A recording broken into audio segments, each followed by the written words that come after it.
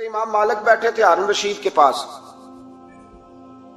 سخت پیاس لگ گئی ہارون رشید، اتنی سخت گرمی پیاس، یہ روزہ کھول کے نا کوئی چیز نہ ہو، پانی ہو تھوڑا سا ٹھنڈا سادہ پانی تو دل کرتا ہے سارے پی جائیں آج۔ حضرت مولا علی نے مثال دی ہے، شیر خدا نے، حضرت علی نے انوکھی بات کرتے، کہتے نا مجھے فلاں جان سے پیارا ہے، تو شیر تھے نا تو شیروں جیسی باتیں کرتے تھے۔ کسی نے پوچھا آپ کو نبی پاک صلی اللہ علیہ وسلم سے کتنا پیار ہے، تو فرمانے لگے سخت گرمی سخت پیاس میں اتنا بندے کو ٹھنڈے پانی سے پیار ہوتا ہے، مجھے اس سے بھی بڑھ کے اپنے نبی سے پیار ہے صلی اللہ۔ کیسی مثال عطا فرمائی، لوگ وہیں کھڑے ہیں جان سے زیادہ پیارے ہیں، فرمایا نہیں، سخت گرمی میں سخت پیاس میں اتنا بندے کو ٹھنڈے پانی سے پیار ہوتا ہے، مجھے اس سے زیادہ مصطفیٰ سے پیار ہے۔ یہ مولا علی کا فرمان۔ ہارون رشید کو پیاس لگ گئی تو پانی کچھ دیر سے آیا تو تڑپنے لگا، پانی لاؤ گلا خشک ہو گیا، گھنٹہ ہو گیا، شور کرنے لگا، جلال میں آ گیا، تڑپ، لاتے کیوں نہیں، جلدی کرو۔ جب بندہ گرمی میں آتا ہے نا باہر سے تو پانی دیر سے آیا نا تو دل کرتا ہے کہ وہ ہو سکتا ہے گھر میں کوئی بم بھی پھوڑ دے، پانی کو دیر سے آیا ہے، پہلے پانی۔ اس لیے سمجھدار خواتین باہر سے جب کوئی آتا ہے تو پہلے پانی لاتی ہے، پانی پی لیں جناب۔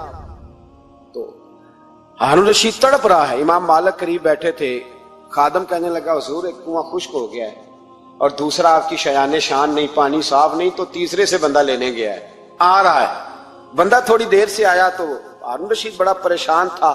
اب بات امام مالک کر رہے تھے تو وہ نہ توجہ اس کی پانی کی طرف تھی، پیالہ پانی کا اندر داخل ہوا تو ہارون رشید کا دل کرتا تھا کہ اڑ کے پانی کے قریب چلا جاؤ، لپک رہا تھا پانی کی طرف۔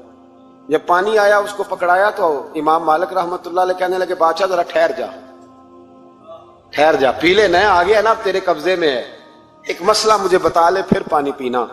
ہارون رشید ایک رات پہلے نا بڑی باتیں کر رہا تھا کہ میں حکومت صحیح چلا رہا ہوں، میرے معاملات بڑے اچھے، اپنی حکومت کی تعریفیں ایک رات پہلے ہو رہی۔ اب جب پانی پینے لگا تو امام مالک اس کو رات والی بات پہ اسے سمجھانا چاہ رہے ہیں، فرمانے لگے بادشاہ رک جا، رک گیا۔ آپ فرمانے لگے اگر یہ پانی ملتا ہی نہ، پورے ملک میں نہ ملتا، پھر تجھے پتہ چلتا پوری دنیا میں نہیں۔ ذرا سوچیں آپ، اگر پانی خدا نہ خواستہ اگر پانی ملے ہی نہ، کہا نہ ملتا، پانی کو کوئی اہمیت تو نہیں نا ہم دیتے، نلکا کھلا ہے تو کھلا ہے، اور اگر ملے نہ تو ہماری بنیادی ضرورت ہے پانی، ایک قدم نہ لوگ چل سکے۔ کہا ہارون رشید اگر ملے ہی نہ اور اگر تجھے لینا پڑے ایک پیالہ پانی کا تو کیا دے کے لے گا؟ کہنے لگا میں اپنی آدھی سلطنت دے دوں گا، آدھی حکومت اور پانی کا پیالہ لے لوں گا۔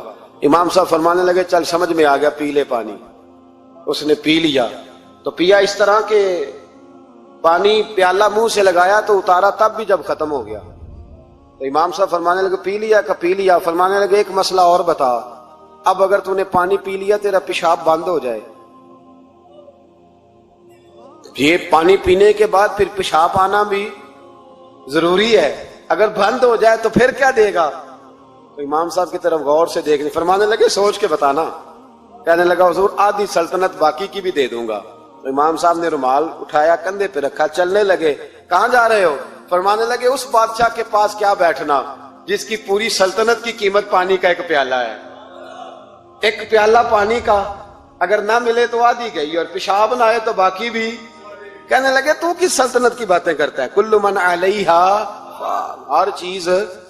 اب یقین کریں ہمارے پاس کو بندہ بیٹھ جائے نا تو ہم اسے ہلنے نہ دیں، ہم اسے کہیں تو تجھے پتہ ہی نہیں اصل بادشاہ میں ہی ہوں۔ میں تو کچھ ایسے لوگوں کی باتیں بھی سنتا ہوں، مجھے لگتا ہے امریکہ میں بھی حکومت یہی بنواتے ہیں، اتنی زبردست گفتگو کرتے ہیں، اتنا اعلیٰ تجزیہ نکالتے ہیں کہ مجھے لگتا ہے سارے ملکوں کے بادشاہ ان سے مشورہ کرتے ہیں۔ اس قدر زیادہ ہم نے اپنے آپ کو تن کے بڑا کر لیا ہے، کنٹرول میں رہے، کنٹرول میں۔ ہلاکو خان نے بڑے لوگ مروائے تھے، بڑے، بغداد میں 20 لاکھ آدمی قتل کروایا اس نے، 20,000 نہیں، میں نے کہا ذمہ داری سے حوالہ دو، کتنے لوگ بولیے؟ 16 لاکھ آدمی اس نے تلوار سے مروایا۔ لوگوں نے نا زیر زمین تہ خانے کھودنے شروع کر دیے، 4 لاکھ آدمی تہ خانوں میں چھپ گیا اور چن چن کے مسلمان مارتا تھا۔ جب ہلاکو کو کسی نے بتایا نا 4 لاکھ بندے چھپ گئے، اس نے نہروں کے بند توڑوا دیے، दरियाओं के बंद तोड़वा दिए, पानी जेरे जमीन चला गया, 4 लाख आदमी डूब के मर गया, 20 लाख आदमी मरवाया। एक दिन एक इलाके में घूम रहा था, नींबू खाने का बड़ा शौकीन था, बाजार में गया तो एक नींबू खरीदा। उसने देखा कि बाजार में बूढ़े बच्चे जवान खरीदारी कर रहे हैं, तो कहने लगा अभी भी इतने मुसलमान जिंदा है, बनाओ इनकी लाइनें, कत्ल करना है। 3 लाइनें बन गई, एक बूढ़ा आदमी भी लाइन में आ गया, नींबू खा रहा है, उसको हल्का हल्का चूसता है, घोड़े में बैठा है, कत्ल करा रहा है लोगों को। एक बाबा जी पहली सफ में थे, जब पहली सफ कत्ल होने लगी, बाबा जी पिछली सफ में दौड़ के हो गए। हलाकू खां हंस रहा है उसको देख के। माज अल्लाह, जब बंदा होता है ना किसी मनसब पे, फिर वो मजाक उड़ाता है दूसरों का।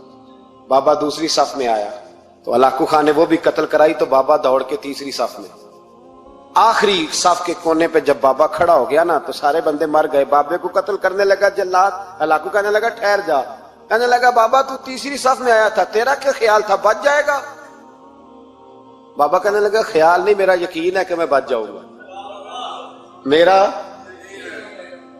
शर्त यह है कि यकीन हो अंदर, शर्त यह है कि हंस के कहने लगा हलाकू खां कैसे? तो बाबा कहने लगा अगर अल्लाह चाहे तो बच सकता हूं, अगर अल्लाह चाहे तो मैं। बहुत सारे लोग हैं डॉक्टर लिख के दे देते हैं नहीं बचेगा, वो बच जाता है, क्योंकि बचाने वाला अल्लाह का। अल्लाह चाहे तो बच जाऊंगा। तो हलाकू कहने लगा कैसे? जब ऐसे किया ना, कैसे ऐसे किया ना, तो नींबू हाथ से गिर गया। वो बच्चे प्लेयर नहीं होते, वो गेंद गिनती है तो छलांग लगा के पकड़ लेते। वो बड़ा घोड़सवार था, नेजाबाज था, छलांग लगाई नींबू कैश करने के लिए। कैसे? तू कैसे बचे? यूं हाथ घुमाया, नींबू गिरा तो छलांग लगाई, नीचे झुका। जब नीचे झुका ना तो गिर गया घोड़े से। जो पैर था वो घोड़े की रकाब में उलझ गया। घोड़ा डर के दौड़ गया। जब घोड़ा दौड़ा तो जमीन पर जोर जोर से सर लगने लगा। सिपाहियों कहता दौड़ो, इसको पकड़ो। सिपाही भी दौड़े पर घोड़ा काबू ना आया। घोड़ा उस वक्त रुका जब ना उसका चेहरा पहचाना जाता था, ना आंखें सलामत थी, ना नाक सलामत थी। उसकी खोपड़ी सारी इस तरह चूर चूर हो गई जैसे किसी ने हथौड़े के साथ पीसी हो। हलाकू की लाश से खून बह रहा था। बाबा हंस रहा था। एक सिपाही कहने लगा बाबा तू क्यों? कहने लगे मैं अपने रब की कुदरतों पे मुस्कुरा रहा हूं। कुल्लु मन अलैहा फान व यबका वजहु रब्बिका जुल जलाल वल इकराम का मैंने इसे समझाया था कि बचाने वाला